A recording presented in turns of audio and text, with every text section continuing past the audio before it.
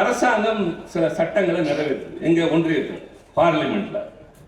அது எல்லாம் எப்படி உங்களை பாதிக்குதுன்னு கூட உங்களுக்கு தெரியாது. ஆனால் அது கொண்டு வர்றப்ப நாங்கள் எங்களால் முடிஞ்ச அளவுக்கு தம்பி ரவீந்திரன் சொன்ன மாதிரி ஃபுல்லா அதுக்காக நாங்கள் முழுமையாக எங்களுடைய முயற்சியை மேற்கொண்டு தடுத்து நிறுத்த பார்க்கிறோம்.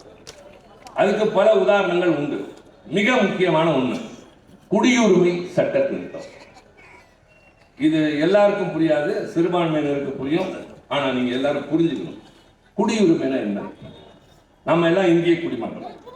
இந்த குடியுரிமை இல்லைன்னா ரேஷன் கார்டு கிடையாது, ஆதார் கார்டு கிடையாது, நீங்க பாஸ்போர்ட் வாங்க முடியாது, நீங்க உழைக்கலாம், சம்பாதிக்கலாம், ஒரு சொத்து வாங்க முடியாது. நாடற்றவர்களாக நாதியற்றவர்களாக வாழ்கிறவர்கள் தான் குடியுரிமை இல்லாத. இப்ப இந்தியாவில் ஒரு சட்டம் கொண்டு வராங்க. என்னன்னா, பக்கத்து நாடுகளில் இருந்து மத ரீதியாக பாதிக்கப்பட்டு வருகிறவர்களுக்கு குடியுரிமை தருவோம். கேட்கிற போது நன்றாக இருக்கிறது. ஆனால் இதுல என்ன புதக்கம் இருந்துச்சு தெரியுமா?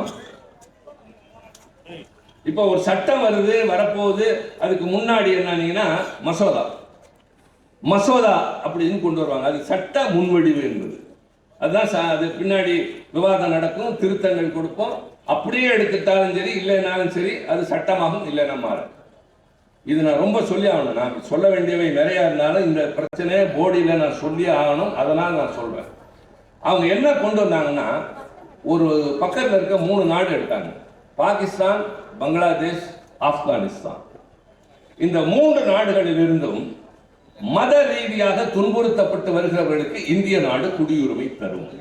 சரி, அடுத்து யார் யாருக்கு தெரியுங்க? அது ஒரு கேள்வி இருக்குல்ல.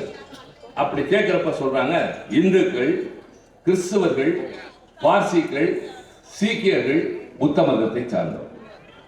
இப்ப மேலோட்டமா பார்த்தா ஒண்ணும் தெரியாது. இன்னொன்று புரியும் உங்களுக்கு. என்ன புரியும்னா, முஸ்லீம்கள் அதுல கிடையாது. பாதிக்கப்பட்டு வருகிறவங்க எல்லாருக்கும் தானே கொடுக்கணும்.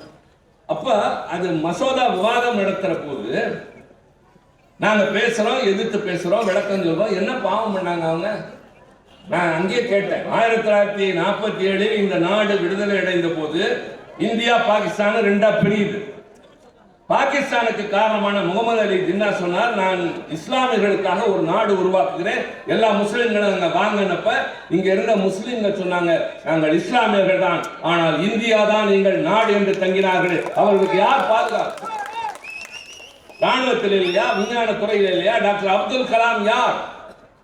அவர் இல்லை என்றால் இந்தியா அணு ஆயுத நாடுகளில் ஒன்றாக மாறி இருக்காது, வல்லரசாக மாறி இருக்காது. இது மாதிரி பெரிய பட்டியலே இருக்கு. ஏன் அவங்களை வஞ்சிக்கிறீங்க அப்படின்னு கேட்டேன். நிறைய சட்டம் அது மாதிரி இருக்கு. நான் உதாரணத்துக்கு ஒன்று எடுத்துருக்கேன். அதனால இதை நாங்க தான் சொல்லணும். எவ்வளவு சொன்னோம், காதில் வாங்கிக்கல. அந்த உள்துறை அமைச்சர்லாம் அப்படியே உட்கார்ந்துருக்காரு. ரொம்ப சால்ட்டா நாங்க நினைச்சதை செஞ்சுக்கிட்டு இருக்கோம். இப்போ நாங்க எல்லாரும் சேர்ந்து ஓட்டு போட்டா கூட அவங்களை தோக்கடிக்க முடியாது. அப்ப என்ன செய்யலாம் அப்படின்னா, நமக்கு தேவையானது திருத்தங்களின் மூலம் கொடுக்கலாம். இதெல்லாம் ஒரு ப்ரொசீஜர். பார்லிமெண்ட் ஆர் லெஜிஸ்லேச்சர், சட்டமன்ற நாடாளுமன்றத்தில் நடைமுறை. நான் 2 திருத்தம் கொடுத்தேன். நல்ல கவனிங்க. இது நாடாளுமன்றத்தில் நடந்தது. என்ன திருத்தம்? என்ன திருத்தம் அப்படின்னா, இந்த 3 நாடுகள் சொன்னாங்கல்ல, பாகிஸ்தான், ஆப்கானிஸ்தான், பங்களாதேஷ், அதோட ஒரு வார்த்தை தான் சேர்க்கிறேன், இன்க்ளூட் ஸ்ரீலங்கா. இலங்கையை சேர்த்துக்கோங்க. அடுத்து இந்த 5 மதங்கள் சொன்னாங்கல்ல, இந்துக்கள், கிறிஸ்துவர்கள், பார்சிகள், பௌத்தர்கள், சீக்கியர்கள், include Muslims. Simple, as simple as that. 2 சொற்களை மட்டும் சேருங்க, நாங்க ஒத்துக்கிறோம், இந்த சட்டத்தை பாஸ் பண்ணுவோம். இது எங்களுக்கு இருக்கிற யுக்தி, எங்களுக்கு இருக்கிற வழிமுறை. சரியான நேரத்தில் கொடுக்குறேன். விவாதத்துக்கு பின்னால எவ்வளவு சின்ன கட்சியா இருந்தாலும் ஒரு தனி உறுப்பினராக இருந்தா கூட அவர் கொடுக்கிற அந்த திருத்தத்தை நாடாளுமன்றம் விவாதிக்கணும், ஓட்டெடுப்பு கொள்ளணும். குரல் வாக்கெடுப்புல தோத்து போச்சுன்னு சொன்னாங்க. நான் விடலை. வரலாறு வேணும்ல, இப்ப கையில டாக்குமெண்ட் இருக்கு, இருக்காப்பா? எங்க இருக்கு, காட்டுறேன். நாடாளுமன்றத்தில் இருக்கு. வாக்கெடுப்பு வேண்டும்னா என்ன தெரியுமா? டிவிஷன் அப்படின்னு கேட்போம். மின்னணு வாக்குப்பதிவு. யார் ஆதரிச்சா, எத்தனை பேர் ஆதரிச்சாங்க, எத்தனை பேர் எதிர்த்தாங்க, வரலாறுக்கு தெரியணும்ல. இப்போ என் திருநங்கை மசோதா மாறினப்ப அப்படிதானே வரலாறு சொல்லுதுல, இது பாஸ் ஆச்சு யுனானிமஸ், ஏகமனதாக. ஆனா இதுல வாக்கெடுப்பு கொடுறோம். அன்றைக்கு திமுகவுக்கு மாநிலங்களவையில் இருந்த எண்ணிக்கை 5. நான் அப்பயும் குழு தலைவர். ஆர்.எஸ். பாரதி, டி.கே. இளங்கோவன், தொழிற்சங்க தலைவர் சண்முகம், வில்சன், இந்த 5 பேர் தான் இருக்கும்.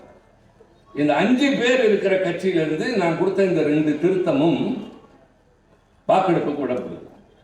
எத்தனை ஓட்டு கிடைச்சி தெரியுமா? எனக்கு 99 கிடைச்சு. அரசாங்கத்துக்கு ஆதரவா 124. 124ல 13 ஓட்டு பிளீஸ் நோட் குறிச்சுக்கங்க, ஏடிஎம்கே ஓட்டு. 124ல 13 ஓட்டு அதிமுக ஓட்டு. அந்த 13 ஓட்டும் சட்டத்தை இழுத்து இருந்தால் நீ நிறைவேற்றிக்கோ, நல்ல சட்டம் தான், அதுல இவங்களையும் சேர்த்துக்கோன்னு சொன்ன நான் திருத்தத்துக்கு ஆதரவா அவங்க எனக்கு வாக்களித்திருந்தால் நமக்கு 112 கிடைச்சிருக்கும், அவங்களுக்கு 111 கிடைச்சிருக்கும், இஸ்லாமியர்களுக்கு குடியுரிமை கிடைச்சிருக்கும். 60,000 இலங்கை தமிழன் அல்லலாடுகின்றானே தமிழகத்தில் அவனுக்கும் குடியுரிமை கிடைத்திருக்கும். இந்த பாதகத்தை செய்த ஐயா எடப்பாடி பழனிசாமி உங்கள்கிட்ட சொல்ல, நான் உங்கள் தோழன், நீங்க புரிஞ்சுக்கங்க, நான் குறைச்சு பேசுறாரு. நான் நடந்ததை சொல்கிறேன், நடைபெற்ற பாதகத்தை சொல்கிறேன், நாங்கள் எடுத்துக்கொண்ட முயற்சிகளை சொல்கிறேன். ஏன் திருச்சி சிவாவுக்கு இந்த உணர்வு வந்ததுன்னா, நான் கலைஞரால் வளர்க்கப்பட்டவர். பெரியாரும் அண்ணாவும் என் உள்ளுக்குள்ளேயே இருக்கிறார்கள். இன்றைக்கு நான் தளபதியினுடைய தளபதியாக தலகர்த்தனாக அங்கு இருக்கிறேன். நாங்கள் எல்லாம் அங்கதான் இருக்கிறோம். ஆனால் இவ்வளவு பெரிய காரியத்தை செஞ்சு யுக்தியை கடைபிடிச்சு கடைசியா இந்த அதிமுகவால அந்த திருத்தம் தோற்று போனது இஸ்லாமியர்களுக்கு சஞ்சலம் இன்னமும் மனதிற்கு இருக்கு. இதுமே சென்சஸ் எடுக்க வரப்ப நிறைய பிரச்சனை இருக்கு. இந்த அது சென்சஸ், அதாவது மக்கள் தொகை கணக்கெடுப்பு எடுக்க வரப்ப இந்த பிரச்சனை வரும். பல பேர் இங்கேருந்து வந்தவங்க எல்லாம் ஒரு நாட்டு சிட்டிசன், அவங்க எதிர்காலம் என்ன ஆக போகுது இதை முன்கூட்டியே உணர்ந்து பேசியது நாங்கள். ஆக திட்டமிட்டு முத்தலாக் சட்டத்தை கொண்டு வராங்க. அது பெண்களுக்காக அல்ல, இஸ்லாமியர்களை கொண்டு போய் சிறையில் அடைப்பதற்காக. காஷ்மீர் அங்கேயும் வஞ்சகம் பண்றாங்க. ஆக சிறுபான்மையினருக்கு எதிராக எங்களை பார்த்து இந்தி படி, அப்பதான் உனக்கு பணம் தருவேன். நீ யார் எனக்கு தர்றதுக்கு? நாங்க தர்ற வரி பணத்தை எங்களுக்கு திருப்பி தர வேண்டிய வேலைதான் உனக்கே தவிர தரமாட்டேன்னு சொல்ல நீ யாருன்னு கேட்கிற துணிச்சல் மு.க. ஸ்டாலினுக்கு தான். ஆனா அவங்க வஞ்சனை பண்றாங்க, தெரிஞ்சே திருப்பி திருப்பி திருப்பி பண்றாங்க, தரமாட்டேங்கிறாங்க. அப்படி பண்ண மாட்டேங்கிறப்பையும் அவர் நீ பரவாயில்லன்னு சொல்லிட்டு உங்களுக்கு வேண்டியதை செய்யற ஆற்றல் தான் முதலமைச்சர் மு.க. ஸ்டாலினுக்கு இருக்கு. அவர் ஒரு நல்ல திறமையான ஆட்சியாளர் என்பதோடு எங்களை பொறுத்தவரை ஒரு போராளியாக இருக்கிறார். அது எங்க கட்சி தலைவர்ங்கிறவங்க எங்களுக்கு ரொம்ப